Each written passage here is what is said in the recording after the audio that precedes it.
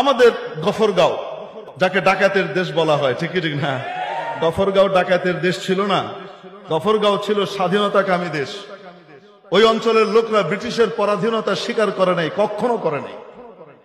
যখন ব্রিটিশ গোটা ভারতবর্ষ দখল করে সেরেছে, তখনও পর্যন্ত গফরগাঁওয়ে ওখানে এদের নীল চাষীদের আস্তানা ছিল। ইংরেজ সাহেব আর মেম সাহেব দুজন ওখানে কুঠি গেড়ে নীল চাষ করা।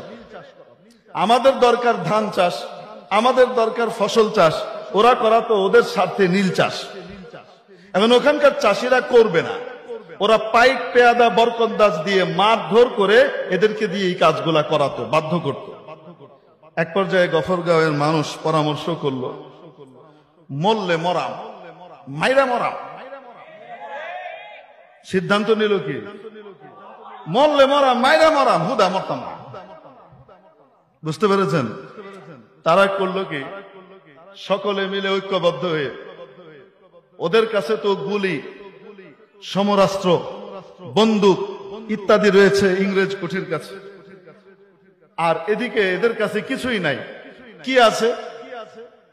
ওই নারকেল কাটার দা, সবজি কোটার বটি, কিছু বল্লম, কিছু শাবল, বাঁশের লাঠি, এইগুলা নিয়ে তারা রাতের বেলা একদম দল বল বেঁধে সব মিলে সিদ্ধান্ত নিয়েছে, আজকে যাব, মরলে মরা লাশের উপর দিয়ে ডিঙিয়ে যাব, পিছপা হব না।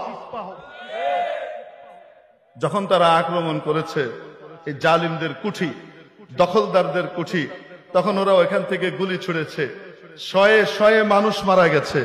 এরা পিছপা হয় নাই, এরা লাশ পাড়ি দিয়ে সামনে এগিয়ে গেছে এবং গিয়ে ওই লাঠি দিয়ে, দা, কুড়াল দিয়ে, বল্লম দিয়ে পিটিয়ে মেরে এগুলো সবগুলাকে সাইজ করে ফেলেছে।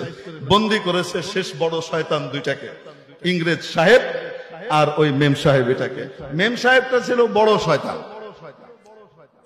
ওইটা সাহেবটার চাইতে বড় ইতর ছিল। ধরে আনার পরে এখন কি শাস্তি দেয়া যায়? তারা বলল, সাহেবকে সাইজ করে ফেলো। তো নিয়ে এক জায়গায়, নদীর পাড়ে এক জায়গায় নিয়ে কি করেছে, গলা কেটে সাহেবের খেল ফাইনাল করেছে। ওইখানে একটা ব্রিজ আছে, তার নাম হলো গলা কাটা ব্রিজ। আপনারা গফরগাঁও গেলে জিয়ারত করে এসে। গলা কাটা ব্রিজ কেন?